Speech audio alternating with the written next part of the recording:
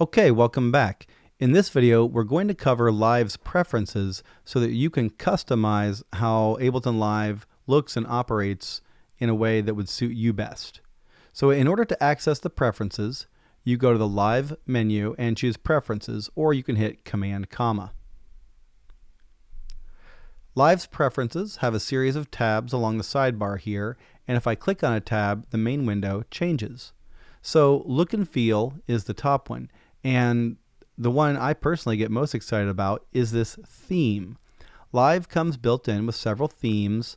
Other programs call them skins, and so I'm at Midlight, the default right now. If I go to Dark, it changes everything. It changes colors, hues, brightness, everything.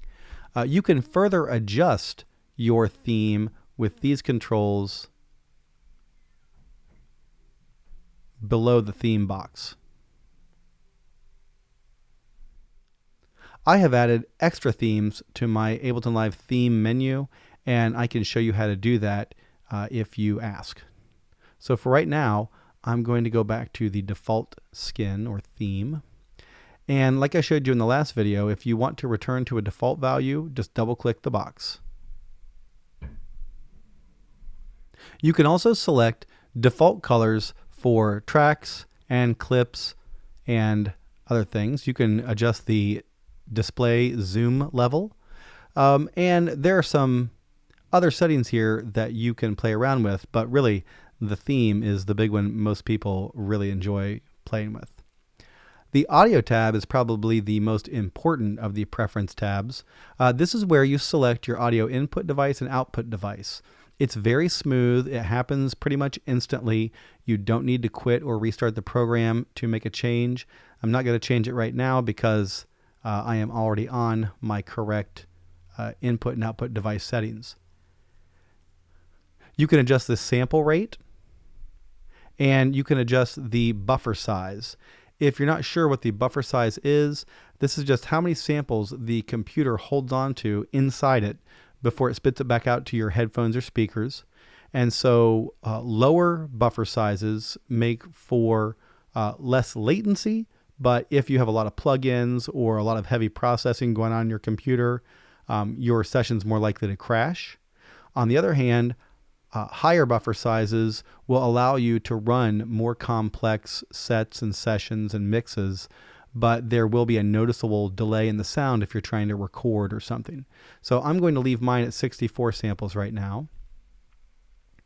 And you can test to make sure your audio system's working properly with the test tone, and you can adjust the frequency and volume right here. I'm not going to test it right now. You can do that on your own. In the Link MIDI tab, this is where if you hook up a MIDI controller, it should populate automatically. But if it doesn't, you can always populate it manually here by clicking on one of the control surface menu buttons and choosing whatever controller you have or the closest one to it if it doesn't have it specifically listed.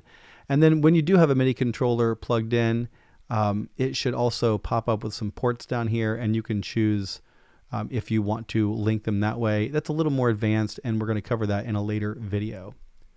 File and folder is a preference tab where you can change your Ableton cache, or if you wanted to use a different folder for temporary recordings, you could do it here.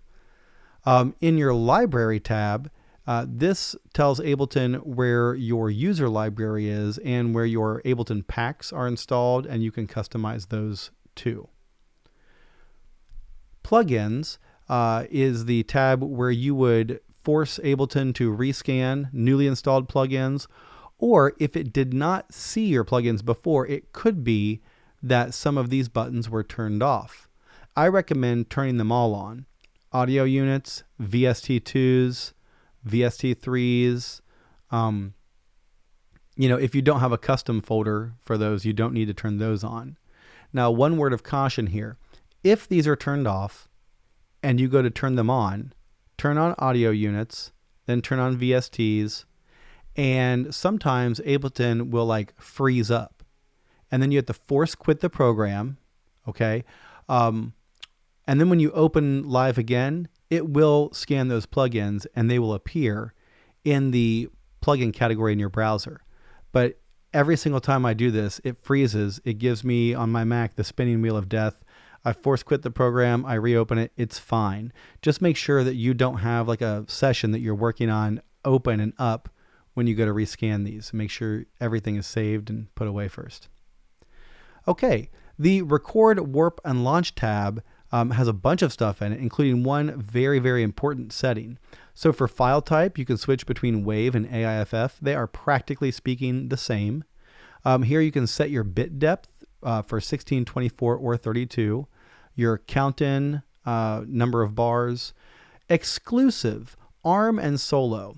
What this means is that if one track is record armed and you go to record arm another track, that first track will be disarmed because only one track at a time can be armed. It's exclusive. Now you can get around that using the command key, but it's not the default behavior.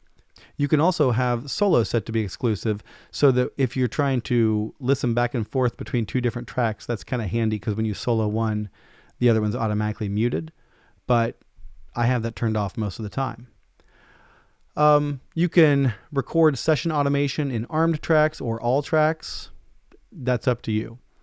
Now, here is the most important setting. Auto warp long samples off. This is the most important one.